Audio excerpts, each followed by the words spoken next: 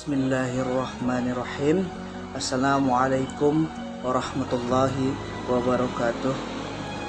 Innal hamdalillah nahmaduhu wa nasta'inuhu wa nastaghfiruh wa na'udzu billahi min syururi anfusina wa min sayyiati a'malina wa may yahdihillahu fala mudhillalah wa may yudlilhu fala hadiyalah.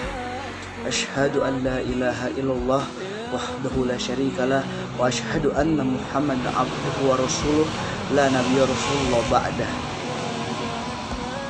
Allahumma shalli ala sayyidina Muhammad wa ala ali sayyidina Muhammad. Faqala ta'ala fi kitabil karim, a'udzu billahi minasyaitonir rajim. Bismillahirrahmanirrahim. Rabbi shrah li sadri wa yassir li amri wahlul 'uqdatam min lisani yafqahu qawli. Alhamdulillahirabbil alamin. Segala puji bagi Allah, Tuhan semesta alam, yang telah melimpahkan berjuta-juta nikmatnya sehingga kita dapat bertatap muka dan membahas tentang kajian yang berjudul hukum-hukum Islam. Apa sih yang dimaksud dengan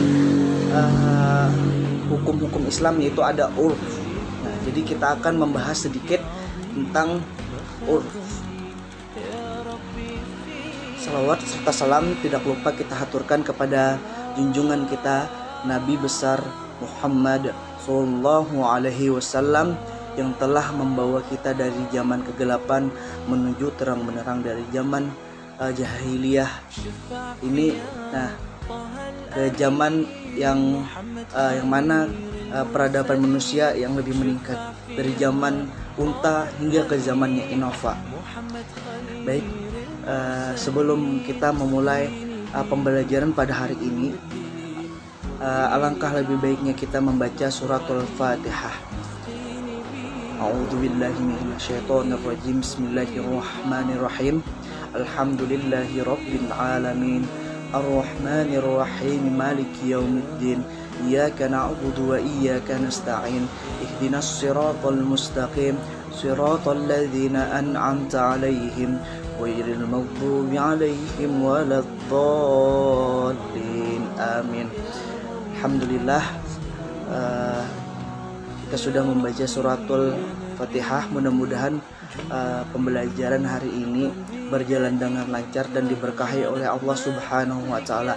Amin amin ya rabbal alamin. Langsung saja kita ke materi pengertian huruf. Yang pertama, pengertian huruf dilihat dari segi bahasa. Kata huruf berarti sesuatu yang dikenal. Jadi huruf itu dalam berarti suatu yang dikenal. Kalau menurut segi dari bahasa, kata lain yang sepadan dengannya adalah atau tradisi atau kebiasaan. Jadi huruf itu adalah kalau menurut bahasa sesuatu yang dikenal.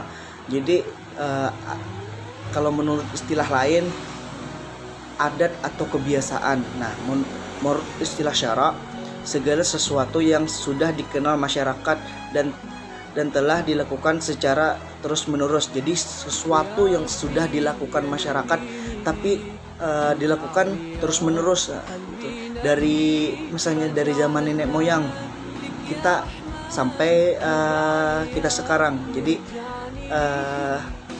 turun-temurun, baik berupa perkataan maupun perbuatan. Jadi baik perbuatan dari perbuatan maupun perkataan.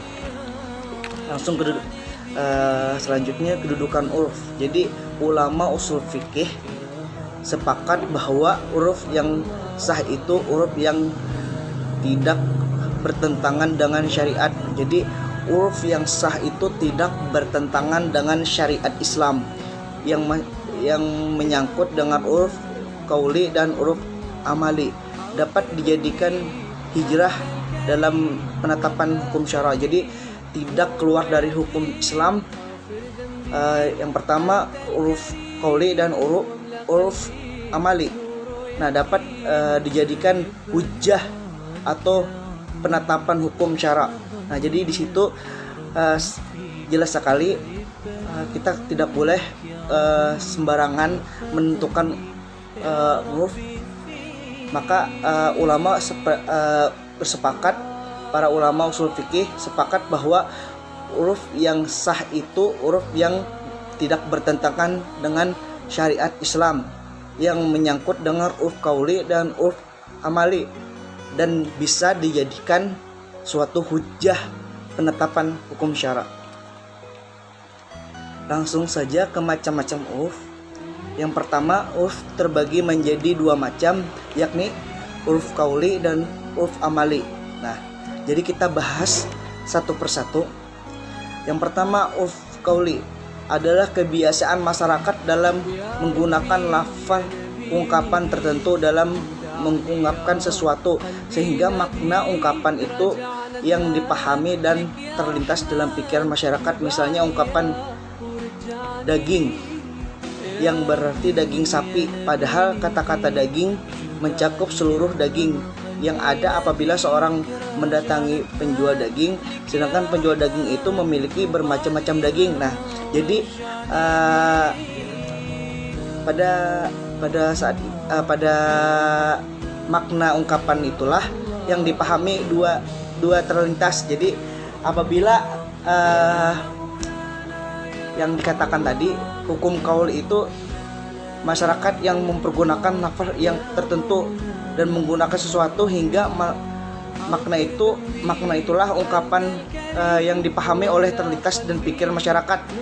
Jadi misalnya seperti daging tadi, padahal orang penjual daging itu bermacam-macam menjual daging, bukan hanya daging sapi, bisa ada daging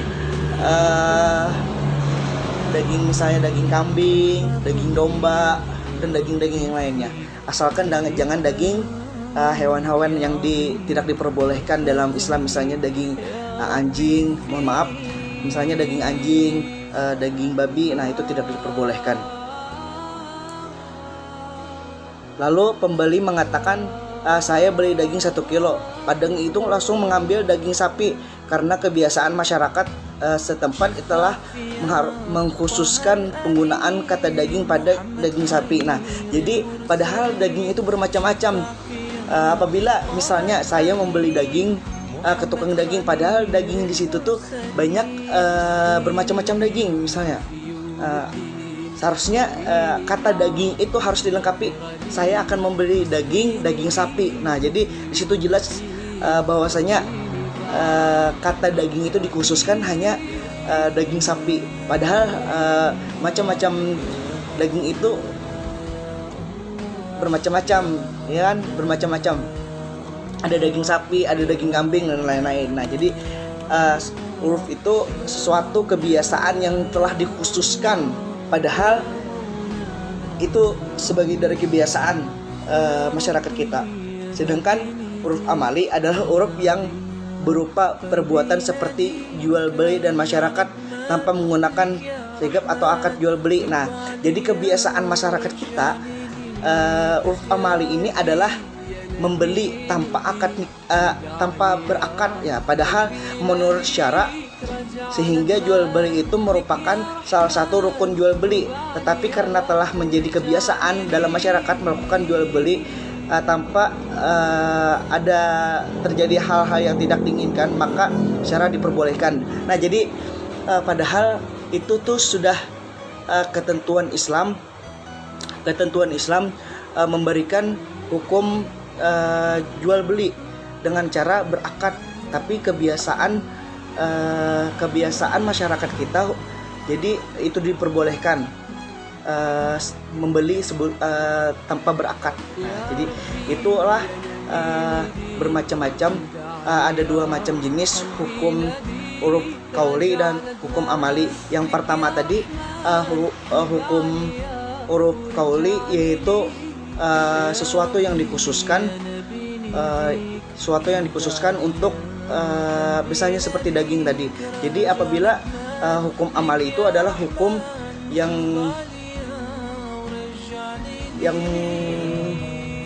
perbuatannya seperti jual beli, nah, dalam masyarakat tanpa menggunakan akad. Nah, jadi itu. Dari sini penjelasan dari saya. Apakah kawan-kawan ada yang ingin bertanya? Mungkin tidak ada, langsung saja kita dari segi cakupan.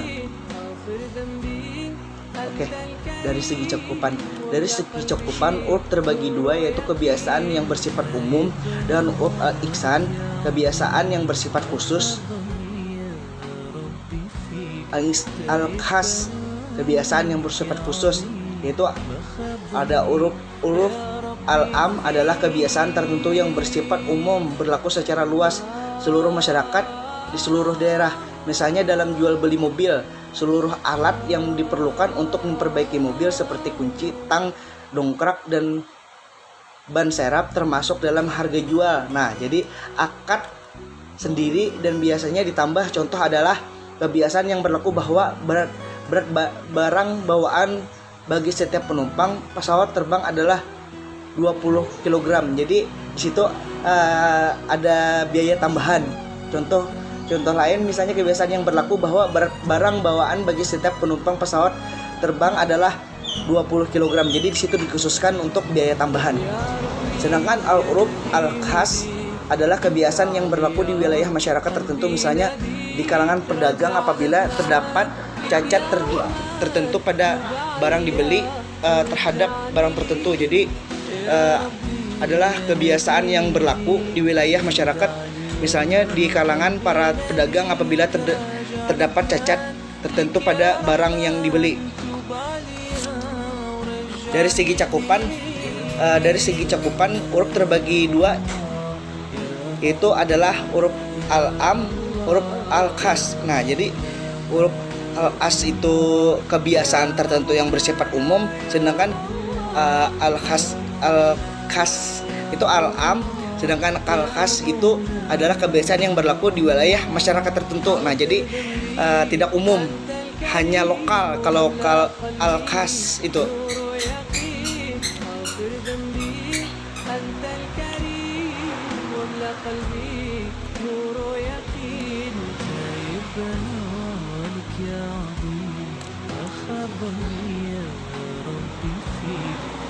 Nah, jadi pertentangan huruf dengan nas yang bersifat khusus. Apabila pertentangan huruf nas yang bersifat khusus menyebabkan tidak berfungsi, hukumnya dikandung nas, maka huruf yang dapat diterima, misalnya kebiasaan di zaman jahiliyah dapat mengadopsi anak.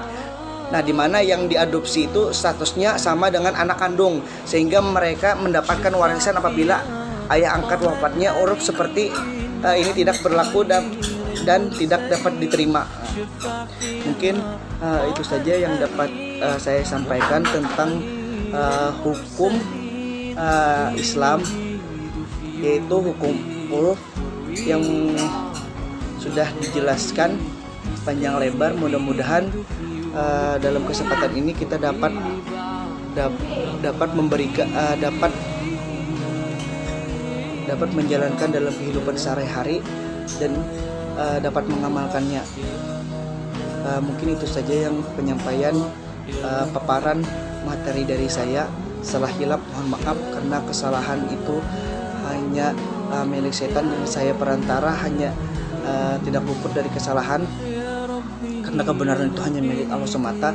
Niat saya bukan menggurui, tapi niat saya adalah mentransfer ilmu yang sudah saya pelajari. Mungkin itu saja yang dapat saya sampaikan. Wabillahi taufiq wal hidayah. Wassalamualaikum warahmatullahi wabarakatuh.